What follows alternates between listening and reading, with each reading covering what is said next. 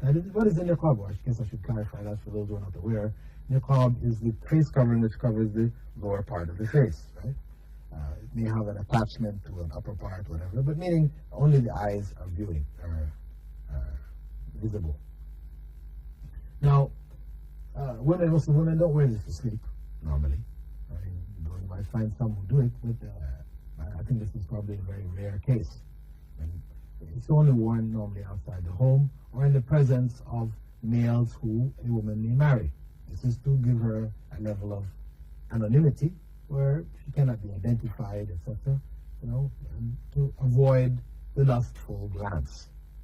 So, if a person, having heard the arguments of the scholars with regards to its obligation, has accepted those arguments, then it's obligatory on them to wear it. If they've heard those arguments, and they've also heard the arguments of the majority of scholars who hold that it is not an obligation, it is not compulsory, and they accept that argument, then it is not an obligation on her. You may wear it when you wish, and not wear it when you don't wish.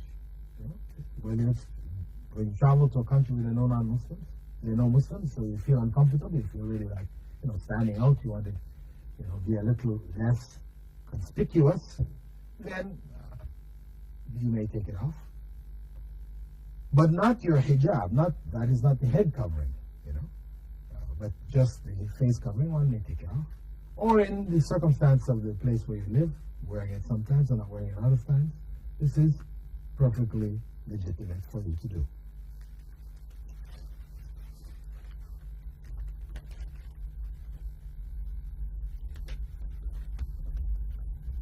We have another question, which is from Nabila Tahseen Munshi. She writes from Qatif in Saudi Arabia. Dear Dr. Phillips, Assalamu alaikum. We enjoy your program here in Qatif and look forward to it each week. Could you please answer this question for me? A friend of mine recently became Muslim. She's married to a Muslim, but he does not pray. And when he gets angry, he calls her names, which she does not accept. She's only staying with him because she's trying to bring him back to praying, etc. But she's getting fed up. Can she or should she divorce him? Well, we have a couple of issues mentioned here. One,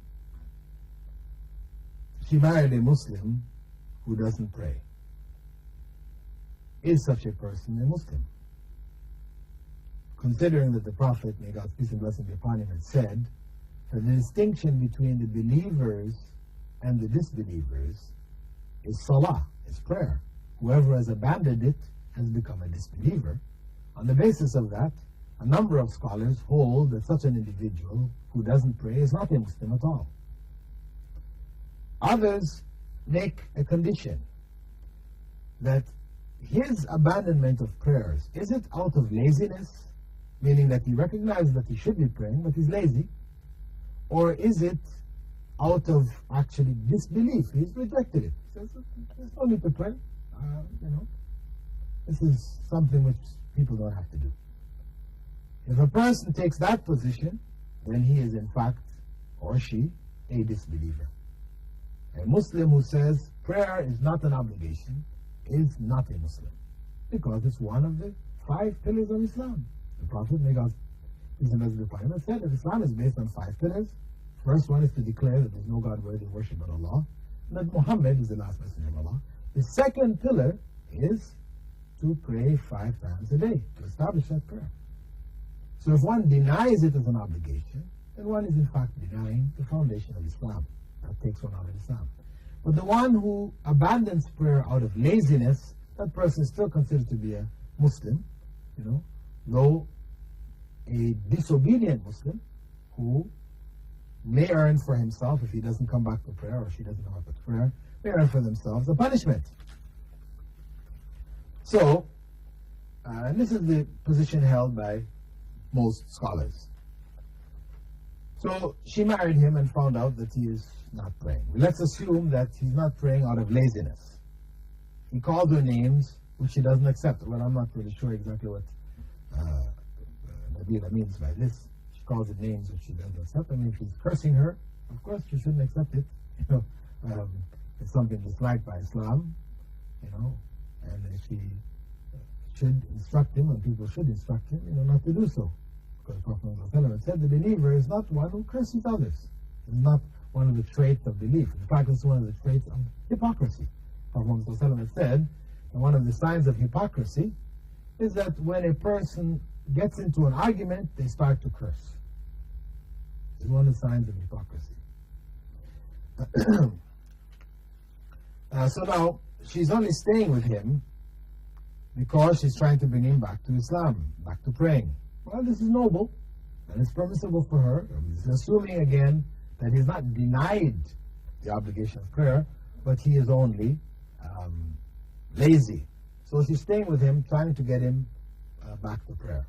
This is permissible for her to do so.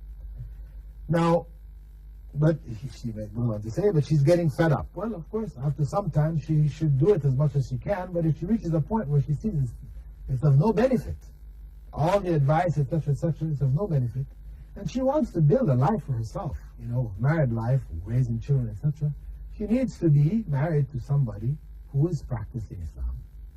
So, we would encourage her, if she's tried for, a number of years or whatever, she's tried over a period of time, enough that she feels there's no hope for this man to change, then she is legitimate in seeking divorce from him to marry somebody who believes in Allah, who's going to establish the prayer, who will help her, raise Muslim children.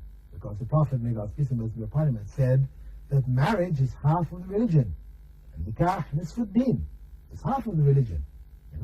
So fear Allah in the remaining half. So it's very important for that marriage to be based on a proper foundation, a foundation of faith. Faith which is implemented.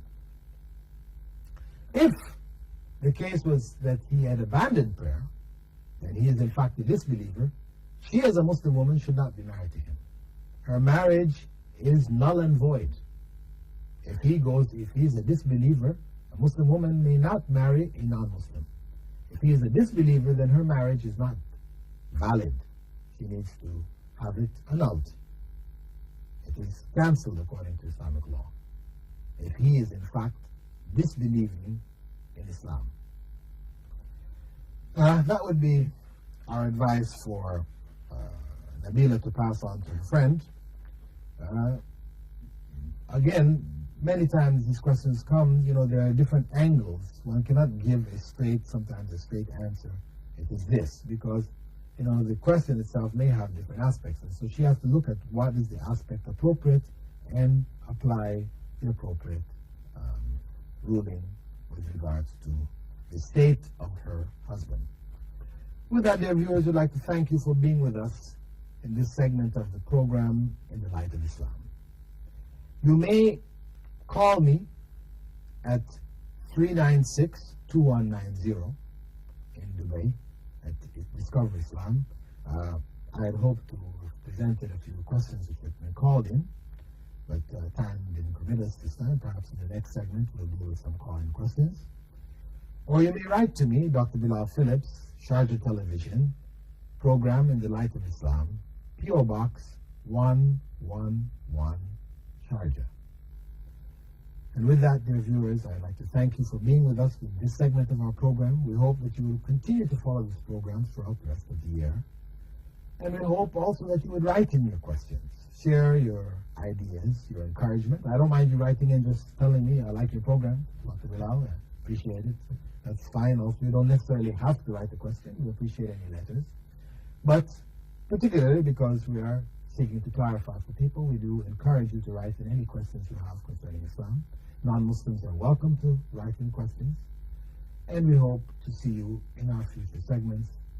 Assalamu alaikum wa rahmatullahi wa barakatuh.